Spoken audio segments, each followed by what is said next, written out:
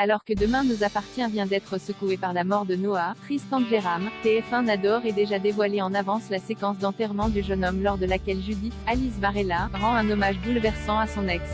Déjà rythmé par de nombreux rebondissements chocs au cours des derniers mois, de la mort de Louise lors de l'intrigue Noces Rouges à l'explosion du Mac qui a bien failli coûter la vie à Karim, en passant par l'archanprise et l'horrible manipulation exercée par Stanislas sur Raphaël et ses proches, Demain nous appartient a une fois de plus décidé de nous surprendre cette semaine. Victime du dernier sabotage en date visant le mât des Delcourt, Noah Joss, Tristan Jérôme, l'ex-petite amie de Judith, Alice Varela, est mort électrocuté dans l'épisode du mardi 12 juillet. Et si ce drame, qui n'a rien d'accidentel, va mettre la police sur la piste d'un nouveau suspect potentiel, il va aussi avoir pour conséquence de complètement chambouler la vie des Delcourt. À commencer par Alex, qui va se sentir responsable de la mort de Noah, et par Judith, qui va avoir bien du mal à accepter le décès de celui qu'elle a tant aimé.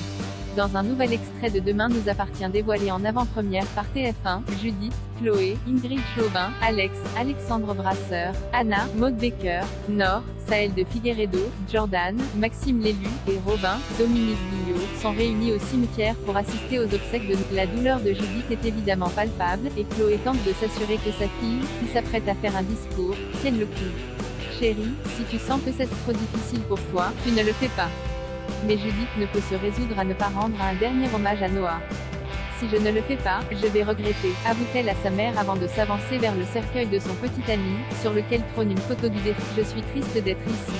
Triste et en colère, déclare Judith à sa famille et à ses amis, ainsi qu'aux proches de Noah présents aujourd'hui pour cette cérémonie. Noah n'aurait jamais dû mourir. La vie n'a jamais été facile pour lui, il a surmonté beaucoup d'épreuves, et c'était un garçon très courageux. Au fond, il méritait d'être heureux. C'est tout ce qu'il demandait, que les choses aillent mieux. Il me manque tellement. J'ai l'impression qu'on m'a arraché le cœur, conclut la jeune femme, en larmes, avant d'aller se consoler dans les bras de Chloé. Très émouvante, cette séquence, à retrouver en intégralité dans l'épisode de Demain nous appartient qui sera diffusé vendredi sur TF1, vient mettre un point final à l'histoire d'amour de Judith et de Noah, que l'on suivait depuis un peu plus d'un an à l'écran.